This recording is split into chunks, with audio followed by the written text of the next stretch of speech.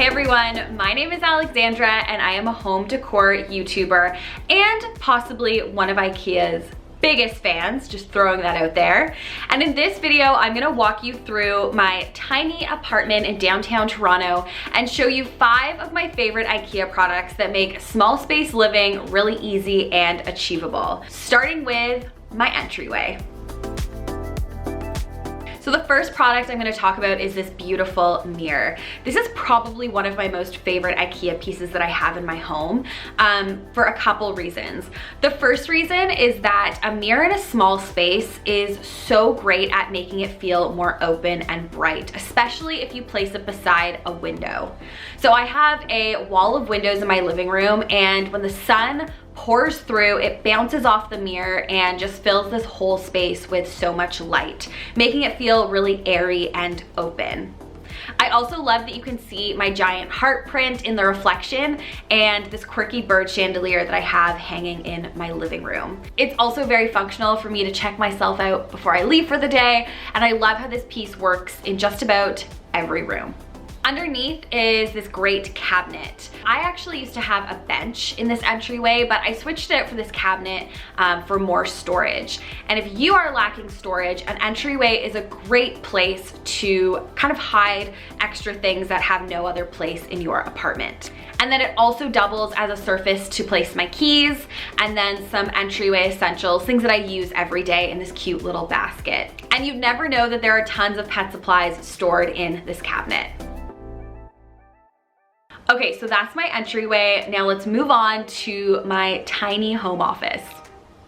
Okay, so I was not joking when I said this home office is tiny. It's literally a closet.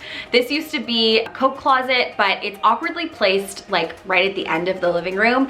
And I thought it would be a great place to hack into a mini home office. I used a couple of IKEA pieces to pull this room together. I made a desk using an Alex wall shelf.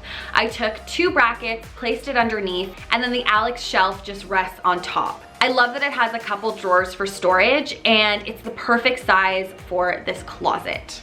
I also used this awesome IKEA pegboard. I love having all those things that I use on a daily basis on display. And since I don't have a ton of storage in here, it's really nice to have this pegboard that I can customize any which way.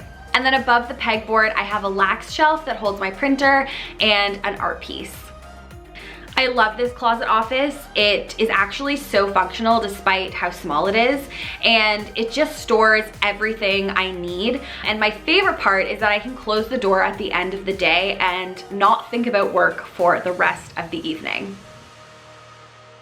Okay, now moving on to my kitchen. A really great hack for maximizing cabinet space in a small kitchen is to take all of your dried goods out of their packaging. Not only does this look really beautiful, but you end up with so much more space. You can see exactly what you have. You know when you're gonna run out of things. And I don't know, it just makes my cabinet feel like it belongs on Pinterest. Like I'm like the best baker / chef in all of Toronto, which I am neither. I can't cook. There's a couple different jars I use in this kitchen. These ones with the bamboo lids, I put some custom labels on the front. They're really big, so they're great for things like baking essentials like flour and sugar. And then on the open shelves in my kitchen, I use these jars to display some colorful dried goods. It adds a hit of color in this kitchen. It's decorative, but then obviously it's functional because it's holding all of those dried goods. Okay, now this is my bedroom, and the final product I want to highlight is this beautiful pendant light. If you guys follow me on YouTube or have watched any of my videos, then you know that this light is a staple when it comes to my makeovers. I turn to this light time and time again because it really does work in any kind of space. In a space that, you know, has lots of dark colors, in a space that is bright and airy like this bedroom. And I feel like it works in any style, like Scandi style, farmhouse style, boho, like it just fits in every category.